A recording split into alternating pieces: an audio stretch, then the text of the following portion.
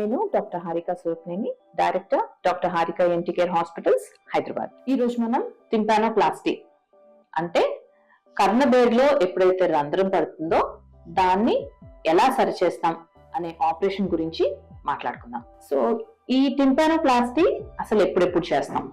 So ఎప్పుడైతే కర్ణబేరిలో infections వచ్చి రంధ్రం పడిపోయి అది more than 6 to 8 weeks continuous గా అలానే ఉండి అది హీల్ అవ్వకుండా ఉంటే కనుక, ఈధర్ ఇన్ఫెక్షన్సే కాకుండా ఎప్పుడైనా దెబ్బ తగిలినప్పుడు కూడా, ఎప్పుడైతే చెవిలో రంధ్రం పడి అది కూడా 6 నుంచి 8 వారాల వరకు మందులు వాడినా కూడా తగ్గకుండా ఉంటుందో, రంధ్రం అలానే ఉండిపోతుందో, అప్పుడు దాన్ని రిపేర్ చేయాల్సిన అవసరం ఉంటుంది. దీన్ని టింపానోప్లాస్టీ అని అంటాం.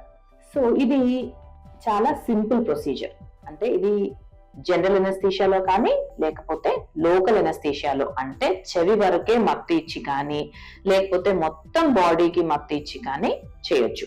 ఎవరైతే కొంచెం బాగా టెన్షన్ పడుతూ ఉంటారో, యాంగ్జైటీ ఉంటూ ఉంటారో అలాంటి వాళ్ళకి జనరల్ ఎనస్థీషియాలో చేయాల్సి ఉంటుంది. అలానే పిల్లల్లో కూడా ఇది జనరల్ ఎనస్థీషియాలో చేయాల్సిన అవసరం ఉంటుంది. ఏదైతే చెవి లోపల సర్జరీ చేస్తామో, చెవి లోపల స్ట్రక్చర్స్ అన్ని చాలా చిన్నగా ఉంటాయి కాబట్టి ఇది డైరెక్ట్ గా మనం కళ్ళతో చూసి డైరెక్ట్ గా చేయలేం. కాబట్టి ఇది ఈధర్ ఎండోస్కోప్ ద్వారా కానీ లేకపోతే మైక్రోస్కోప్ అసిస్టెడ్ కానీ చేయాల్సిన అవసరం ఉంటుంది. ఇలానే డిఫరెంట్ మెథడ్స్, అంటే చెవి లోపలికి ఎలా ఎంటర్ అవుతాం అనేది కూడా రకరకాలుగా చేయొచ్చు. చెవి వెనక నుంచి వెళ్ళొచ్చు, లేకపోతే చెవి లోపల నుంచి వెళ్ళొచ్చు.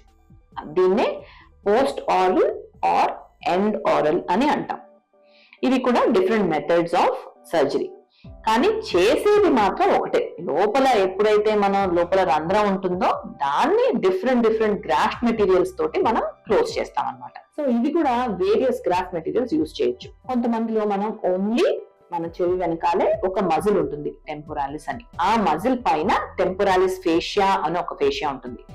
ఈ ఫేషియా చాలా సిమిలర్ గా మన కర్ణబేరి లాగానే అదే థిక్నెస్ లో ఉంటుంది అనమాట. యూజువల్లీ ఈ టెంపోరాలిస్ ఫేషియాని మనం గ్రాఫ్ట్ మెటీరియల్ గా వాడుతూ ఉంటాం. కొంతమందిలో ఇది కాకుండా కార్టిలేజ్ అంటే సాఫ్ట్ బోన్, మన ఏదైతే చెవి ఈ ఇయర్ ఉంటుందో ఈ సాఫ్ట్ కార్టిలేజ్ ని కూడా తీసుకుని చేస్తాం. అది కూడా ఒక గ్రాఫ్ట్ మెటీరియల్ లాగా యూజ్ చేస్తాం. ఇదే కాకుండా కొంతమందిలో చాలా చిన్న పర్ఫరేషన్స్, అంటే పిన్ హోల్ పర్ఫరేషన్స్ అంటాం. చాలా చిన్న పర్ఫరేషన్ ఉంది, అదే బాగా ఇబ్బంది పెడుతూ ఉంటుంది, చెవి నుంచి చీంగారుతూ ఇబ్బందిగా ఉంటూ ఉంటుంది. సో వీళ్ళల్లో జస్ట్ ఇక్కడ నుంచి లాబ్యూల్ నుంచి ఫ్యాట్ తీసుకుని, అంటే కొవ్వు, ఈ లాబ్యూల్ అంతా కూడా కొవ్వే ఉంటుంది. ఈ లాబ్యూల్ నుంచి చిన్నగా కొవ్వు తీసుకుని ఆ రంధ్రం లోపలికి చిన్నగా స్టఫ్ చేసేస్తాం అన్నమాట. మొత్తం స్టఫ్ ఎప్పుడైతే ఆ మొత్తానికి స్టఫ్ చేస్తామో అప్పుడు కూడా ఆ రంధ్రం అనేది మూసుకుపోతుంది. కానీ ఈ fat graft tympanoplasty only pin hole perforations కి మాత్రమే చేయగలుగుతాం.